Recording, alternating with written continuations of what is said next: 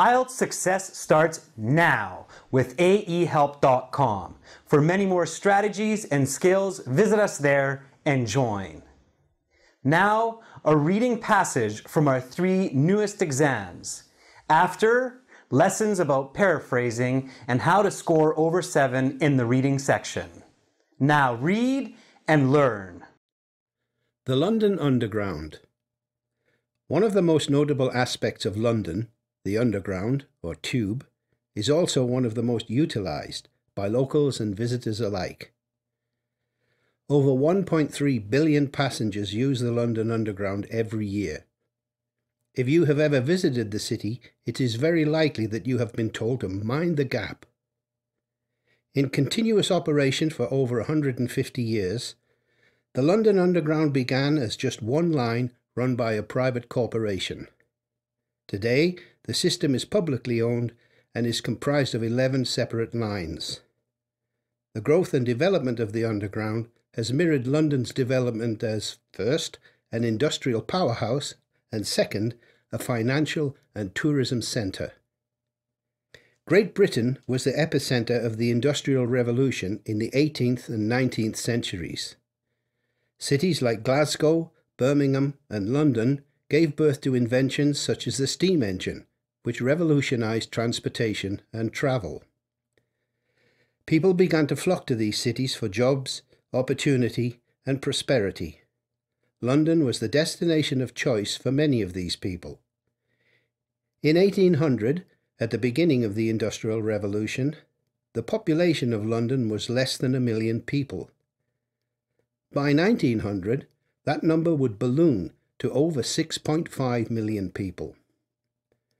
There were many factors which contributed to this growth, not least of which was improved sanitation. But one factor in particular allowed for the mobility of those people across the ever-expanding city, the construction and development of the London Underground. The first line was constructed in 1863.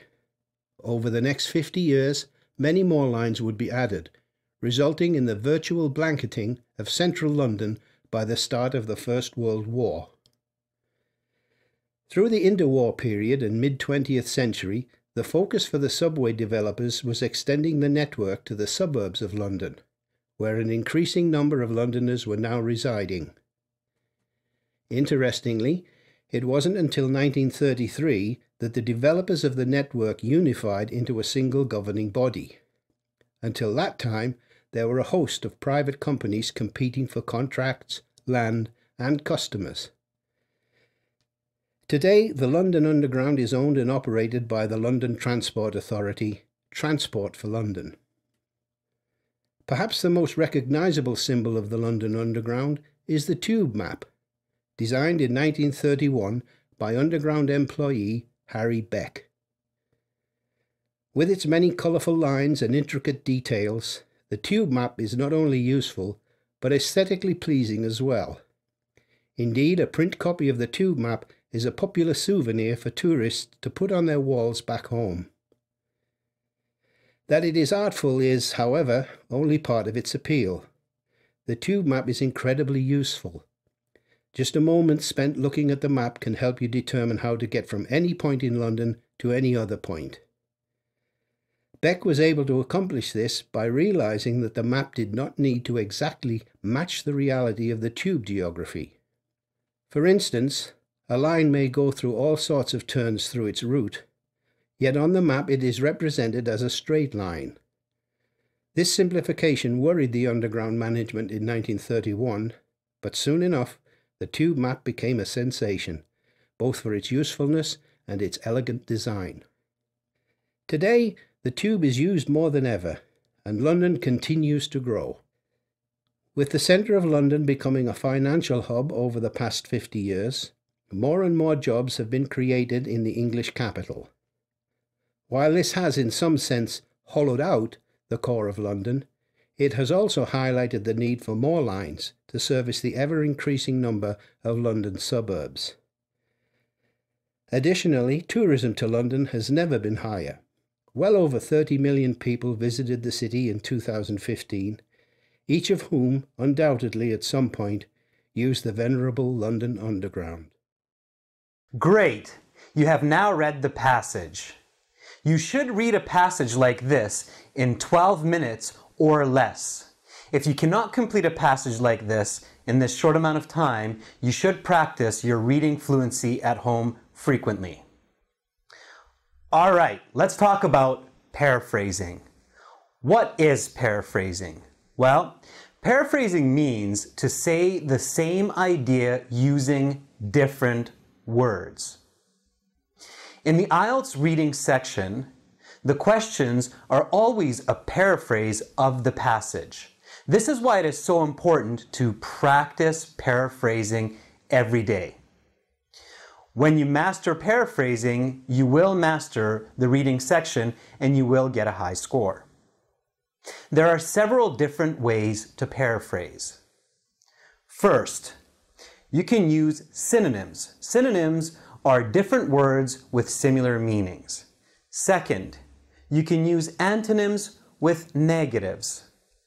Third, you can use idioms and expressions. Fourth, you can use descriptive language or explanations. These are all different ways to paraphrase. Now, let's look at the passage again and let's see how we can paraphrase some of this information.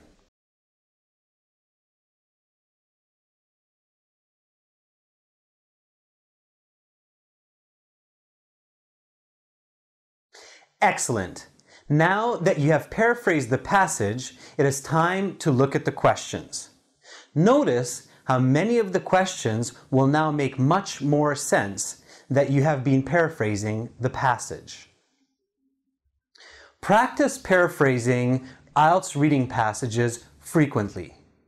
When you master paraphrasing quickly, you will be able to use this skill on the IELTS exam to improve your scores.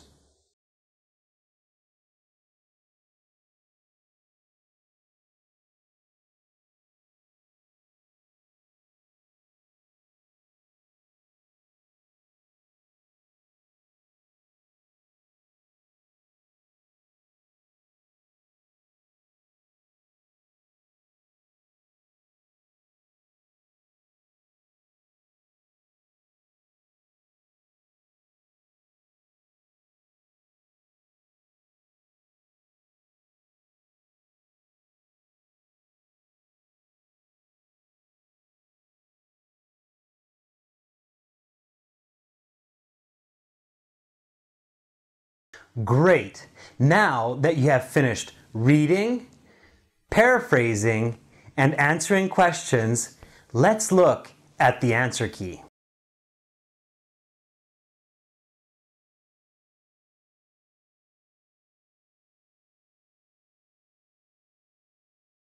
If you enjoyed this lesson and would like to learn many more strategies and skills to improve your IELTS score, visit us and join at www.aehelp.com.